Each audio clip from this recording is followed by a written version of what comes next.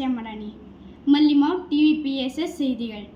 உங்களுக்காக உங்களுடன் நான் புஷ்பனா கௌதமனார். இன்றைய தலைப்புச் செய்திகள். பள்ளிகளில் பகடிவதை நடவடிக்கை. பள்ளிகளில் பகடிவதை நாளுக்கு நாள் அதிகரிக்கிறது. இதனால் மாணவர்கள் உள ரீதியாக பாதிக்கப்படுகின்றனர்.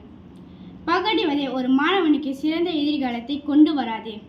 இது அவர்களுக்கும் குடும்பம் மற்றும் நண்பர்களுக்கும் மிகப்பெரிய இழப்பாக இருக்கும் என்று கல்வி அமைச்சர் ஃபர்லினா சிடே கூறினார். இப்பொழுது பகடிவதை தொடர்பான தகவல்களோடு நமது நிருபர்கள் தயாராக உள்ளனர். அவர்களை சந்திப்போம். வணக்கம் ஐயே, நான் லோகேஸ்வரி. நான் டிவிபிஎஸ்எஸ் எஸ்டிஎம்லிருந்து வந்திருக்கிறேன். சமீப காலத்தில் பள்ளிகளில் பகடிவதை அதிகம் நடைபெறுகிறது. இதை பற்றிய விளக்கம் பெற நான் உங்களை பேட்டி காண வந்துள்ளேன். பகடிவதை என்ன என்பதை பற்றி விளக்கம் ஒன்றை தர முடியுமா? பகடிவதை என்பது வன்முறை செயல்களுக்கும் குற்றங்களுக்கும் வித்திட்டுள்ளது. அவை 3 வகைப்படும்: பேச்சு ரீதியான துன்புறுத்துதல், உடல் ரீதியான துன்புறுத்துதல் மற்றும் பாலியல் ரீதியான துன்புறுத்துதல் ஆகும். பள்ளியில் பகடிவதை ஏற்பட்டால் மாணவர்கள் புகார் செய்வதற்கு என்ன வழிமுறைகள் ஏற்படுத்தியுள்ளீர்கள்? இத்தகைய பகடிவதை ஏற்பட்டால் மாணவர்கள் உடனடியாக அவர்களின் வகுப்பு ஆசிரியரிடமோ, கட்டொழுங்கு ஆசிரியரிடமோ அல்லது தலைமை ஆசிரியரிடமோ புகார் செய்யலாம். பள்ளிகளில் புகார் பெட்டிகள் ஏற்படுத்தி வைக்கலாம். அது மட்டுமின்றி கட்டொழுங்கு குறிப்பு புத்தகத்தில் பதிவு செய்யலாம். கல்வி அமைச்சு ஏற்படுத்தியுள்ள SSDMயிலும் பதிவு செய்யலாம். இதுவரை சிரமம் பாராமல் எனது கேள்விகளுக்கு விளக்கமாக விடையளித்ததற்கு மிக்க நன்றி ஐயே. வணக்கம் ஐயா, நான் கிருத்திகா ரமணிக்கர். நான் டிவிபிஎஸ்எஸ்எஸ்டிஎம்லிருந்து வருகிறேன். சமீப காலங்களாக பள்ளியில் பகடிவதை அதிகமாக நடந்து கொண்டிருக்கிறது. இதை பற்றி விளக்கம் பெற உங்களை நேர்காண வந்துள்ளேன்.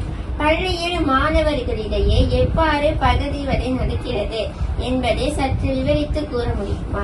வணக்கம். பள்ளியில் பார்த்தோம்னால் பல வகையான பகடிவதை நடக்கிறது. உடல் பருமன், உடலை வைத்து பகடிவதை நடக்கிறது, பெயர்களை வைத்து பகடிவதை நடக்கிறது மற்றும் குடும்பங்களை வைத்து கூட பகடிவதை நடக்கிறது. இப்பிரச்சனை பள்ளியில் நிகழ்ந்தால் இதனை களைய எம்மாதிரியான வழிமுறைகளை மேற்கொள்வீர்கள் ஐயா? பள்ளியில் பகடிவதை ஒட்டி விழிப்புணர்வு பயிற்சி ஒரு ஆண்டிற்கு 2 முறை நாங்கள் நடத்துகிறோம். இதன் வழி பகடிவதை என்னவென்று அவர்கள் புரிந்து கொள்வார்கள். இதுவரை சிரமம் பாராமல் எனது கேள்விகளுக்கு விளக்கமாக விடையளித்தமைக்கு மிக்க நன்றி ஐயா. வணக்கம் ஐயா, நான் அனிஷ்கா மேத்யூஸ். நான் டிவிபிஎஸ்எஸ் எஸ்டிஎம்லிருந்து வந்திருக்கிறேன். சமீப காலங்களில் பகடிவதை பிரச்சனைகள் அதிகமாக நடந்து கொண்டிருக்கிறது. இதை பற்றி உங்களின் கருத்து என்ன ஐயா? வணக்கம்.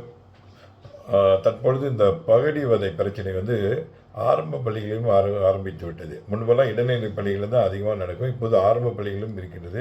இது அவர்கள் எப்படி செய்கின்றனர், ஒரு மாணவனை குறிவைத்தோ அல்லது மாணவியை குறிவைத்தோ அவர்களுக்கு துன்புறுத்தல் செய்வது, உடல் ரீதியாக காயங்கள் ஏற்படுவதோ அல்லது மன ரீதியாக பல வார்த்தைகள் மூலியமாகவோ அல்லது வேறு விதமாக அந்த சம்பந்தப்பட்ட மாணவர்கள் இவங்களோட இந்த குழுவுக்கு பயப்படணும். இவங்க சொல்கிறதெல்லாம் அவங்க செய்யணும். அதில் இந்த கேங்னு சொல்கிறோம்ல, ஒரு 5 பேர் 6 பேர் சேர்ந்து கொண்டு இந்த கேங்காக இந்த பிரச்சனையை செய்து கொண்டிருக்கிறார்கள்.